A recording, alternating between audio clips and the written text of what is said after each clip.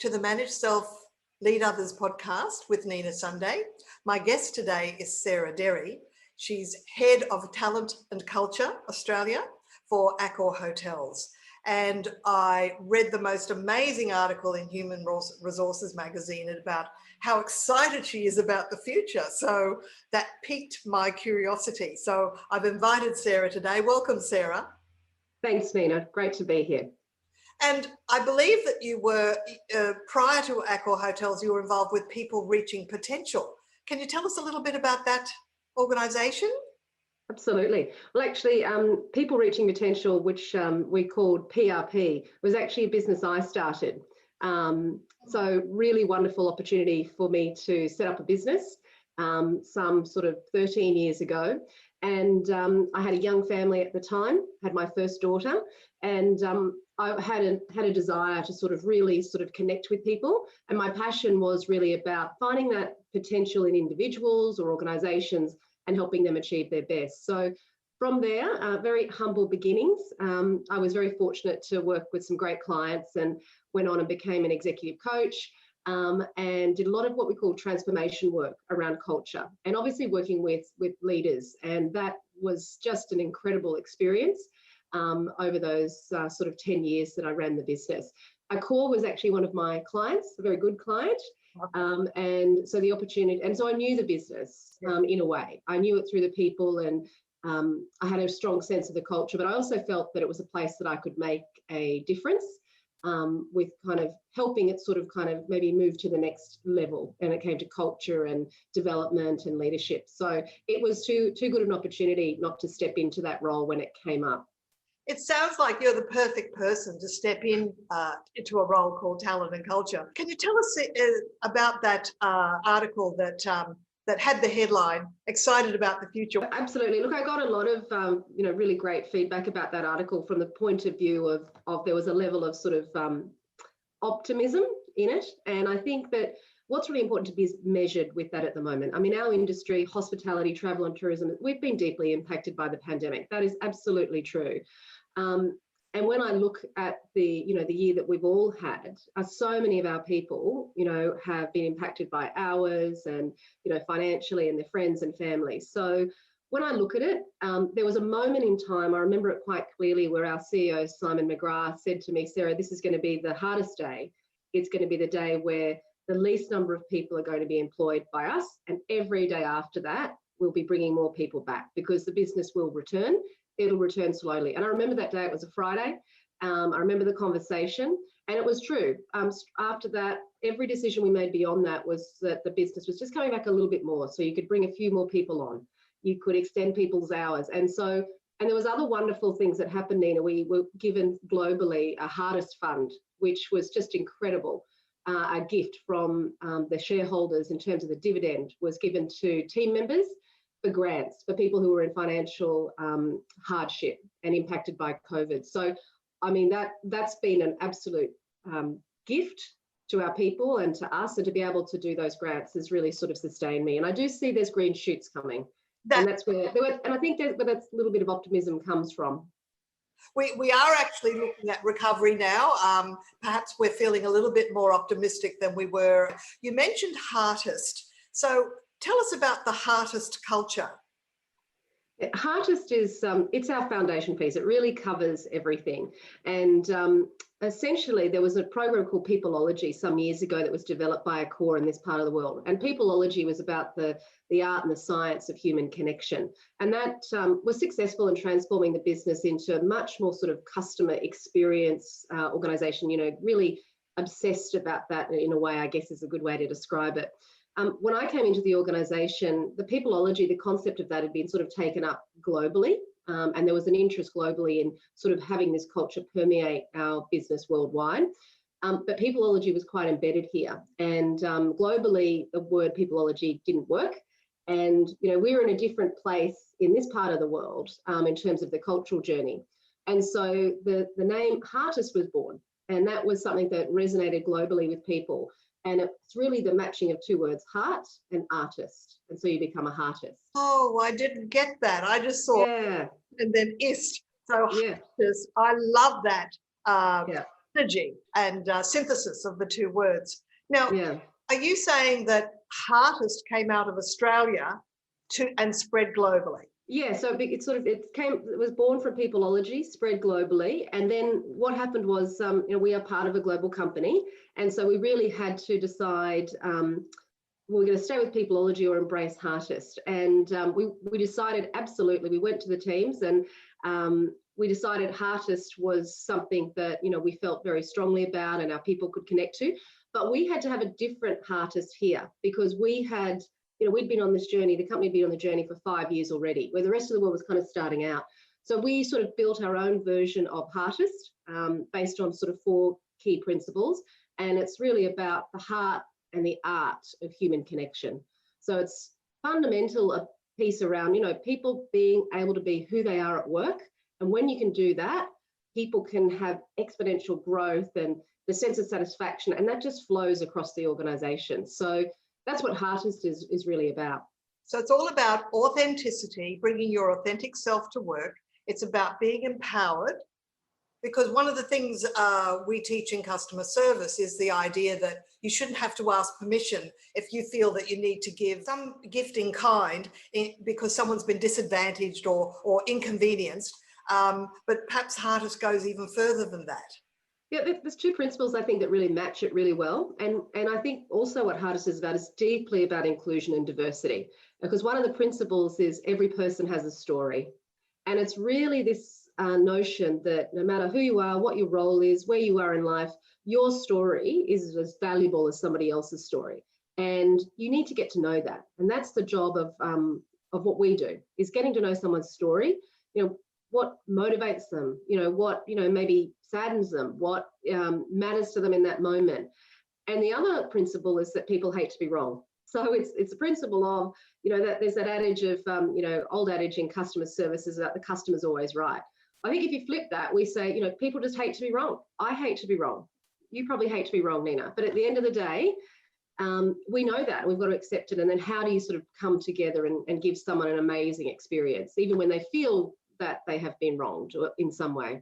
Absolutely. In fact, it's about saving face, and some cultures put great store in saving face, but we all want to save face, so we don't want to be shown to be wrong. In fact, it's one of the skills in customer service is how to say no without using the no word. Now, when you say knowing people's story, you're not talking just about customers or guests at the hotels, are you? You're talking about knowing managers knowing the story of the people their team members. Is that right? Absolutely. The Heartist that we've developed is we have a beautiful book about the Heartist journey, and it's actually a 2-sided book. So one story is around the customer and the guest, and then if you flip the book, the other side is about the team member, and they meet in the middle, because that's sort of how we, it's sort of the actual physical representation of what happens in hotels and experiences. And it's so important, and everyone should, it's taking a moment to ask someone that question, to learn a little bit more about somebody else. That's what it means to be a Heartist. Sometimes it's the small things. It's not always the big gestures that really matter. One of the good behaviours of the manager is the ability to have one-on-ones with the people in their teams, their supporters. So have you got a policy on how often a manager should be having a one-on-one as opposed to a team meeting, group meeting? Yeah, most people who are listening to this who know me will know that I'm not a great one for policies and rules, Nina, because I think that you've got to set good principles, philosophy, some guidelines for people. And I think if you get the culture right, people will just innately do those things. So no, we don't have a policy around that. But what we do ask is that you know your people and you have time for your people. And the other wonderful thing about, I remember when I started in the organization, when you have your own businesses, Nina, it's go, go, go, when, time, you're focused on that dearly because it, getting to the next appointment or meeting another client. And so sometimes you can be quite rushed in the way that you operate. And when I started in this business, I would walk into a meeting and I'd be like, right, great, let's go run through the agenda. Okay, what are we here to meet about? And then I'd sort of go on to the next thing. And I pretty soon worked out that that's not the culture of the organization. It was, great, Sarah, but how was your weekend? How are the girls? And I'd be like, okay. And so then, within a very short period of time, so it is that culture of taking time to get to know somebody. So we never start a meeting really without having an initial conversation about how you are, the family, those sorts of things. How do you find out when you are recruiting people that they're going to be a good culture fit? Because they have to be open to that sort of emotional bank account, investing time to get to know people. What if they're just go, go, go people? Yeah. Well, I'm a go, go, go person. Yeah, I'm a go, go, go person. So, but I think you can still take the time. And I think it's that mind shift around that actually it's about creating the connection that will make the next conversation easier. And it is that investment piece that you talk about. But in terms of recruiting, because the culture is so embedded in our organisation with our leaders, they lead the culture. It's not led from my office or the CEO's office. You know, we're responsible for it, but actually the leaders have to lead it in their business unit, in their hotel, in their department. So, I mean, they probably know more about Heartist than I do. Whenever we put a call out to the teams, like, let's, kind of do this around Heartist. I don't put rules or guidelines around that because they always completely go beyond where I could have ever imagined. So that's how deeply embedded it is. So when they're recruiting with that mindset. They know the 4 principles. We recruit around that. We talk to people about at the beginning. Simple things like when someone, walks into a hotel and they're there for an interview or something like that, the way that they smile and they interact with the reception person. Those things we look out for. Sometimes people think that they're minions and they don't have to be nice to them because they're only going to be nice to the person interviewing them. And what they forget is maybe the interviewer is going to ask exactly how did they greet you? What were they like? I know when I'm recruiting, I'll ask absolutely the phone, how were they on the phone? Absolutely. And I think that's so important. It's looking out for those things. And it's a non-negotiable culture as well. And so the very, very first thing someone who comes into our organisation does is the Heartist session. And nothing else. They don't walk around the building. They don't, fill in. They start with that. And that sort of really sets the tone. And within that, people have an option. If this isn't the place for you, that's totally okay. And, very, very occasionally, we do have some people who decide that after going through the Heartist session, maybe this isn't for them. And we're fine with that. We set that very, very clearly. So you make Heartist principles as part of the onboarding process. So people will then self-select and go, uh-oh, it's a bit too warm and fuzzy here. I think I'll move. Absolutely. And the wonderful thing about Heartist that I think, even like go people, as we referred to, I've referred to myself earlier, it's actually deeply based on science. So the piece around Heartist is that it is about beautiful warmth and caring, but it is deeply based on science. There's peer-reviewed articles that make up part of our Heartist book. We use a lot of, data and facts to support what we're talking about. So we have experts who are part of the Heartist story as well. So it is the sort of thing that some people can be a little skeptical about when they hear about heart and artists coming together. But when you dig into the depth behind it, it's very hard to argue with the science behind why this matters and the difference it can create. Yeah, it's very interesting you talk about the evidence-based approach, because I've been reading some work by a Harvard professor, Amy Cuddy. Yes. About the warm personality. And the first article I read some years ago was about warm personalities are often perceived as not competent and cold personalities perceived as competent. And I went, oh, well, I'm a warm personality, so I guess I lose out there. So yeah. Are you familiar with Amy Cuddy's work? Yeah, we actually utilise some of her research as part of the Heartist book. So absolutely, I can resonate with that. And I think it does come down to that. That's that perception piece that, that you should certainly need to get to know people beyond the surface. And people have so much depth, and that's what is so amazing about when you connect with someone on a deeper level, what you get to know. And actually, to be honest, it's a gift, I think, getting to know people. Absolutely, and I love your concept of everyone has a story. An author in the UK, Theodore Zelda from memory, who wrote a book on the art of conversation, and he used to hold conversational dinners where the goal was everybody has a story, and you had to actually progress around the table to find out people's stories. Terrific approach to life, and that's something that that you're actually now building into the culture. That's marvelous. Absolutely, because it's the moment. So when you stay in a hotel or when you have a travel experience, it is about the physical surroundings, but more importantly, it's about the moments that you're having and the memories you're creating. And so the only way we can really deliver to that is really by getting to know people well. And to do that, you have to kind of be that real deal. You've also got to know that people crave belonging. And I think that that's part of the Heartist culture as well. People want to be part of something. They want that shared experience.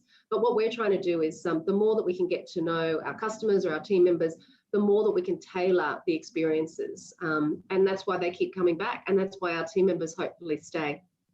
That's right. People at the front desk, are they encouraged to ask questions of the people that they're checking in so that it's not just a ho-hum, this is my job, but they're sort of adding a little bit of their own personality and humanity to the process? Absolutely. Yes, absolutely. And I think that's really important. That's why one of the principles is that, about being the real deal, as we call it. It's about that genuine self that you're bringing. You have to kind of show yourself to other people for them to be able to be open to you. But the most important thing, say, if you're in reception or concierge, in those frontline roles and food and beverage, is kind of not necessarily making snap judgments about people, but you do have to be kind of an observationist. You have to sort of know the person seems like they're in a hurry. They may just want to quickly get to their room. It's giving people the options. I know sometimes when I'm staying with my family, for example, in our wonderful hotels, I've got much more time for conversation and the kids and talking and my husband and so on. And other times I might actually be entering and I might have my AirPods in, finishing a conference call, and the team are wonderful and they know, hand over the key, get me to my room quickly so I could finish that conference call, and then I can, pop back later. And I think it's not just me, but that's what guests want. They want us to take notice of where they're at in that moment, what's important to them in that moment. So I actually think it's such a critical job to be able to pick the moments with people and what they actually want. Because if you're in a hurry, you don't want a 20-minute conversation to be asked about how many newspapers you want. Absolutely. And in fact, I know that whenever I make a phone call, I often ask the question, is this a bad time to call? Because yes, that way you're being responsive to people, especially if you hear that, they've answered it in a very impatient sort of way. So that's all part of emotional intelligence, isn't it? Absolutely. And I think that's so important. I mean, our business is people, in terms of people who are coming through our hotels, whether it's to have a business meeting, to have a wedding, celebrate a christening, a birthday, whatever it might be, and then behind the scenes of what the guest sees, all of that is happening for our people as well. So it's so important. Now, I do the same thing, Nina. Actually, the first thing I do when I ring people on their mobile phone or the officers say, "Is this a good time to talk?" I think it's just respectful and it's acknowledging that their time is valuable as well. Earlier, you said that there were 4 key principles, and I'm wondering if I could ask you what they are, please. Yeah. So the first one is around the real deal. So it's that genuine self. People craving belonging. So the idea that we want to be part of something. Every person has a story. And obviously, people hate to be wrong is the 4th. One of the wonderful things we did when we moved from peopleology to Heartist was there were 7 principles of peopleology. And it's a funny thing, when we went out and re-looked at the content, and it's completely a different program, but 4 of the principles have remained, but we've reinvented them and we've gone deeper. What actually I felt was really important when I got the feedback, and we did a co-design methodology around developing Heartist with some external consultants and experts. Our team were involved. Our CEO would even come down, each page of the book I would show him, he'd write his comments on and that. So it was really a wonderful process pulling it together, and it involved so many parts of our business. But what's really powerful about it is the simplicity. We were able to get to these 4, but what's really important was these 4 principles, but we had to go deeper into them. And that's what I believe is really the strength of Heartist now, is we've really determined the 4 key things that are central to our culture, and we've gone incredibly deep on that. And so we're able to go into, the evidence and the science and the why so much more. Plus, I think peopleology was more focused, it wasn't as focused on the team. It was assumed that it would kind of naturally flow to the team, but I think we had to make that more overt, and we really had to say very clearly to our team members, there's 2 parts to this story of equal importance.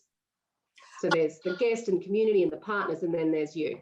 We're coming to the end of our time together, Sarah, but are there any behaviours you've observed that are no-nos? Managers have demonstrated that you've coached them to actually change their ways. What are some poor behaviours that you think people should shift or change? Yeah, absolutely. I mean, I think the one that I think about first and foremost, it probably relates to people craving belonging and being the real deal. And that is really when you make snap judgments about people and when you're not inclusive. So, there's that unconscious bias, I suppose, is what I'm talking about. I'm really passionate about that. And it can happen in recruitment. It can happen when people are being promoted.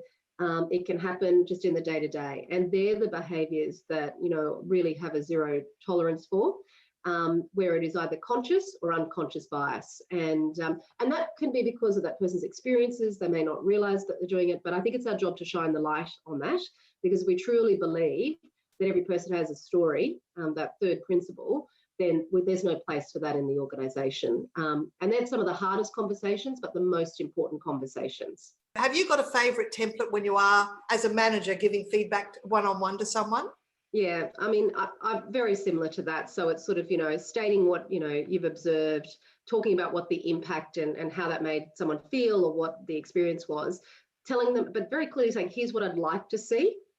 Yeah. And then offering, what support or development can I use? So I'm quite clear. And I think that's really important, because for people to be able to improve and learn, myself included, we need to be given very clearly the parameters around where we have an opportunity to grow. And I think talking round and round something, people lose sight of that. So I keep it short, caring. I keep it central in my mind that this is about someone's growth and development. And to be quite frank, I will no doubt learn something myself through that process, and even be reminded that for myself, this is as important, because nobody's perfect. We all slip up from time to time. And it's sort of every time that happens, it's a mirror for ourselves as well. So I think that's important. Absolutely. And of course, the behaviour a manager accepts is the behaviour they condone. So you'd encourage your managers to always give feedback fast, close to the behaviour, not wait for it to sort of add up, so that you have this one big meeting every quarter that you list all the transgressions. Yeah, I think what you've done is a disservice to the team member there if you haven't given the feedback close to when it's happened, because usually the person's unaware or they haven't understood the impact that might have. And so actually letting them know then means that they can correct it quickly. And so really there's almost, if you do it well and you do it at the right time, then often you don't have to give that feedback again. So, that's what's really important about the feedback piece, I think. And I think, when you're going to have a very clear culture with very clear guidelines, that's an absolute must. And look, I'm a senior leader in the organisation, obviously, female as well. And I think it's really important that, I know that whenever I'm speaking for, all our team members, and also representing, women as well. And those sorts of elements are really important to consider. So you've got to have a strong voice. And as you said, I mean, any standard that you walk past is the standard that you're accepting. So it's really important. And I love the way our team will reach directly out to our CEO and give feedback, or myself and give feedback. That happens quite regularly. We don't have a Ask Sarah or Ask Simon inbox. They just know that they can do that. And so, and sometimes we don't get it right. And I think, okay, we just learned something through that ourselves. How do we get better? I think that's what I love about the company. It's that evolution piece. It's always possible to do more and to be more, is what we like to talk about. Well, Sarah, it's totally inspiring speaking with you. In fact, I think many managers could probably take a leaf out of your book. So thanks for sharing your Heartist principles today. And sounds like you've got an amazing culture there at Accor. So thousands of properties around the world. What are some of the brands of Accor? Yep, absolutely. Oh, we have some wonderful brands. We've got Sofitel, Raffles, Pullman, Mercure, Peppers, Mantra, Break Free, Ibis, Fairmont. There's quite a large number, and some new ones coming into Australia. We just announced last week the Mondrian brand coming into Australia on the Gold Coast. We've got our first Move and Pick opening in Hobart this year. We've got wonderful sows coming to Australia. We've already got them in New Zealand. So yeah, we're very lucky to have a large number of brands. And I think that's what's wonderful about Accor too. It's got such great reach. And no matter what you're experiencing, there's a place and somewhere you can stay in Accor for you and for the moment that you're having. Thanks so much for your time today, Sarah, and really appreciate your contribution. Thanks, Nina.